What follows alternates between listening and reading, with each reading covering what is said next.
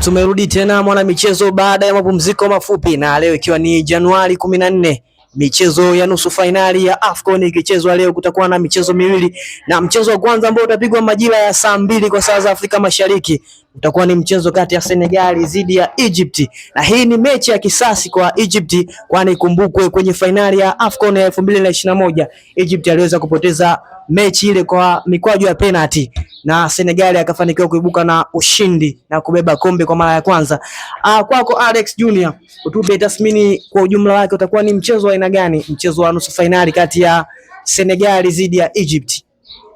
Kwa mchezo wa leo ni hatua ya nusu fainali, nadhani utakuwa ni mchezo wa aina yake, kwa sababu toka mashindano yameweza kwanza, ukitazama Senegal performance iliyoonyesha katika hatua ya makundi na hata katika mechi ya robo finali ni timu ambayo imefunga magoli mengi kuliko timu yote ile. Lakini ukitazama hata pia Egypt vile vile sio haba, imefanya vizuri kwa sababu toka mashindano yameweza kuanza ni timu ambayo imejipambana kwa kiasi chake, kwa sababu imeweza kukutana na vigogo mbalimbali, imeweza kuwatoa, imeweza kumtoa timu kama vile Coast, moja kati ya timu vigogo na bingwa mtetezi wa mashindano hayo katika msimu uliomalizika. Kwa mechi hii tukiangalia, wamekutana timu hizi zimeshakutana mara 5. Tukiangalia Nigeria ameweza kushinda, Senegal ameshinda mara 3 katika mara 5 walizokutana, huku mara 2 akiweza kushinda timu ya taifa ya Egypt.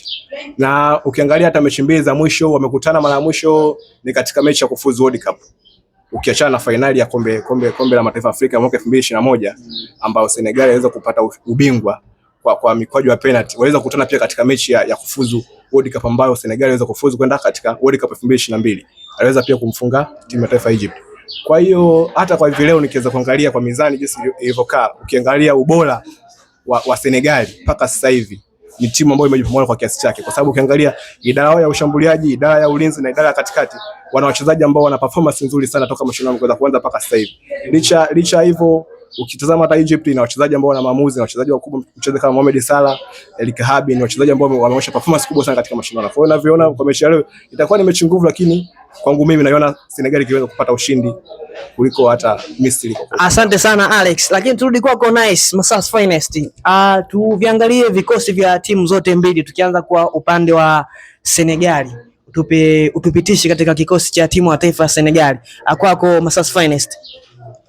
Kikosi cha timu ya taifa ya Senegal, kwanza kabisa tunakwenda kuangalia wachezaji ambao wanachungwa sana, ni wachezaji ambao wanatazamwa katika michezo ambayo imepita, na ukiangalia kwenye hatua ya robo finali, wachezaji ambao walikuwa wanatazamwa na wakuchungwa zaidi kwenye timu ya taifa ya Senegal ni Sadio Mane, ambao ndo kinara wa mashambulizi wa timu ya taifa ya Senegal. Lakini tunamzungumzia Nicolas Jackson, mchezaji ambaye anakipiga katika klabu ya Bayern Munich, naye ni mchezaji ambaye anachungwa, bila kusahau katikati mwa uwanja pale mchezaji kama Idris Gana Gueye pamoja na Pape Gueye.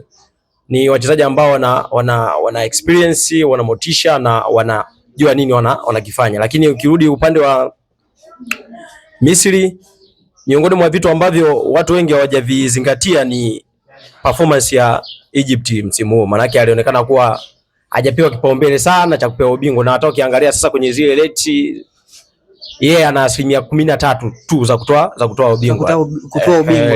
Lakini kumbuka Egypt ndio ubingwa mara nyingi wa mashindano haya tangu kuanzisha 1957. Sahihi kabisa, lakini ameonyesha kuwa yeye ndio anaonekana timu ambaye dhaifu kutokana na aina ya wachezaji ambao wamewaita kwenye national team. Kwa hiyo ukiangalia wachezaji kama kina Omar Mahmoushi, akina Mohamed Salah, akina Marwan Yatia, akina Imam Mashu, ni wachezaji ambao wana experience, wanajua wanataka nini klabu yake kwa muda gani. Kwa hiyo muda wote wanaweza kuadhibu. Kwa kifupi vikosi ndo vilikuwa. Asante sana kwako Nice, lakini tuje kwako sauti ya maadili H Malika. Uimara wa kikosi cha timu ya taifa ya Egypt, mabingwa mara 7, hawa ndo mabingwa mara nyingi wa kombe hili la AFCON tangu kuanzishwa kwake mnamo mwaka 1957. Unaona wako imara maeneo gani kikosi cha Egypt kuelekea katika mchezo huu wa leo dhidi ya Senegal? Na ikumbukwe mchezo wa mwisho alikuwa amepoteza mchezo wa finali. Kwanza Egypt ukiangalia ni miongoni mwa timu ambazo wamekuwa wakitumia wachezaji wao halisi wa kuzaliwa katika timu yao ya taifa. Kwa hiyo ni timu ambayo ukiangalia experience ya wachezaji wengi inakupa ile confidence ya kusema kwamba wanajiamini takriban maeneo yote ya uwanja, kwa sababu ukianza katika eneo la goalkeeping yupo Mohamed Al-Shanawi, mmoja kati ya goalkeeper ambao wanataja ni miongoni mwa goalkeeper wazuri Afrika. Ukiangalia hata kwenye klabu yake ya National Ahli ameprove hicho kitu. Lakini pia ukiangalia katika safu yao ya ulinzi wapo vizuri, wana wachezaji wazuri ambao wana experience, kina Mohamed Maalu, Mohamed Hani wapo. Lakini ukiangalia pia katika eneo la ushambuliaji pia ni eneo ambalo wanaonekana kuwa hatari zaidi katika eneo hilo, kwa sababu wana wachezaji ambao ni hatari, kina Marwan Atia, wakina Mohamed Salah, wakina Omar Marmoush. Kwa hiyo nikiangalia Egypt wanaenda kukutana na timu ambayo pia imekamilika katika maeneo mbalimbali uwanja, kwa sababu unaenda kukutana na Senegal ambayo inacheza kama Nicolas Jackson, Sadio Mane, wakina Ndiaye. Kwa hiyo ni timu ambayo kidogo, ni mechi ambayo kidogo inaenda kutupa ile testi ya finali ya mwaka 2021 naenda kuiona leo kwa mara nyingine ya pili. Sawa kwako Malika. Lakini hapo kwako Malika, unaipa nafasi Misri ya kusonga mbele kuelekea katika hatua ya finali katika mchezo huu?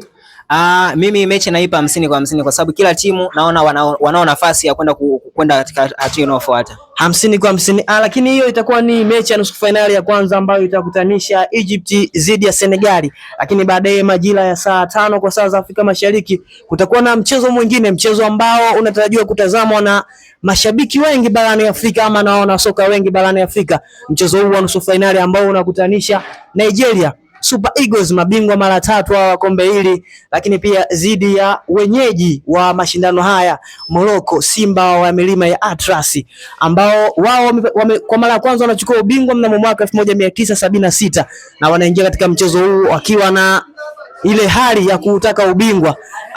Kupe tathmini fupi ya mchezo huu, utakuwa ni mchezo wa aina gani kwako Sauti ya Madili? Mchezo bwana, katika mechi ambazo ni mechi za kusubiriwa kwa hamu ni mechi ya Morocco versus Nigeria, hawa Super Eagles dhidi ya Simba wa Atlas kule Morocco. Ni mechi ambayo ukiangalia inakwenda kutupa ile testi ya mashindano, ama mechi ambayo ilikuwa inasubiriwa. Hata baadhi ya mashabiki wa Morocco niliona wakiwa kuna dogo mmoja wa Morocco katika mara baada ya mechi ya Morocco na Taifa Stars alisema anatamani akutane na Nigeria, lakini dua yao imejibiwa, mwisho wa siku amepatikana na Nigeria. Kwa hiyo ni mechi ambayo naenda kuiona ina ushindani mkubwa, kwa sababu ukiangalia timu zote mbili zina wachezaji ambao wana experience. Mfano ukiangalia Nigeria wana wachezaji kama Alex Iwobi, kina Ademola Lookman, kina Victor Osimhen, lakini pia wapo wachezaji wengi. Lakini ukiangalia katika Morocco pia wana wachezaji wengi, kina Ashraf Hakimi, Ibrahim Diaz, lakini pia kina Yusuf El-Kaabi, wapo wachezaji. Kwa hiyo ni mechi ambayo ukiangalia inakwenda kutupa kila kitu cha nusu finali. Maana yake inastahili kuwa mechi ya nusu finali. Kwa hiyo tusubiri mchezo ambao una kila kitu, na tumeona hata kwa mfano ukiangalia morali za wachezaji, mfano wachezaji wa Nigeria, kuna mwandishi mmoja alimuuliza Alex Iwobi wakati wa press conference kwamba vipi unaonaje kutoka kusafiri kutoka Rabati kwenda mpaka Fezi, kutoka Fezi kwenda mpaka Marrakech, hii hapa haiwezi kuathiri kwenye mchezo. Lakini anakuambia mchezo, sisi kama wachezaji wakubwa hatuwezi tukabia affected na kusafiri kwa timu. Kwa hiyo wachezaji wa pande zote mbili, ukiangalia Nigeria wana morali kubwa chini ya Eric Sekou, lakini ukienda Morocco chini ya Walid Regragui na wenyewe wana morali kubwa kuelekea kwenye mchezo. Usisahau kwamba Morocco wanautamani mchezo yaani wanatamani sana hii mechi, kwa sababu wao ndo wanatamani kuwa mabingwa. Kwa sababu mara ya mwisho walifanya hivyo mwaka 1980, kidogo ni mbali sana na 1976. Yes, kumradhi. Kwa hiyo ni mechi ambayo kidogo inaenda kutupa kila timu anatamani kuvuka katika. Asante sana. Lakini kwako Alex, tuangalie mechi 5 za mwisho kati ya Nigeria dhidi ya Morocco. Na kwenye historia Nigeria dhidi ya Morocco inaonyesha wamekutana mara 3, na katika mara 3 hizi Morocco wamefanikiwa kushinda mara 2 na Nigeria kushinda mara 1, hii ikiwa ni mechi ya 4.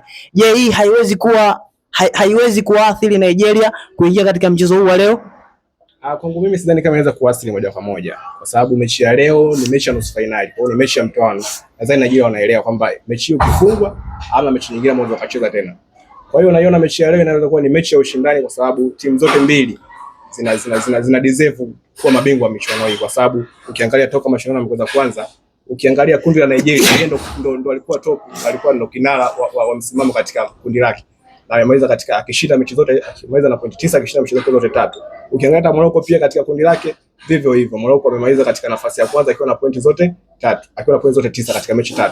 Kwa hivyo tunaona ni timu ambazo zimeonyesha performance toka mashindano za kuanza, kwa sababu hata mechi za robo finali timu zote mbili zimeweza kushinda katika dakika zile 90 hakwenda katika hatua ya mikojo ya penalty, changamoto hiyo. Kwa hiyo ni timu ambazo zina uwezo mkubwa. Kwa mfano ukiangalia timu ya taifa ya Nigeria wana mwendelezo mzuri wa kufunga magoli, kwa sababu ukiangalia mpaka sasa hivi ndio timu pekee ambayo inaongoza kufunga magoli mengi zaidi katika michuano hii.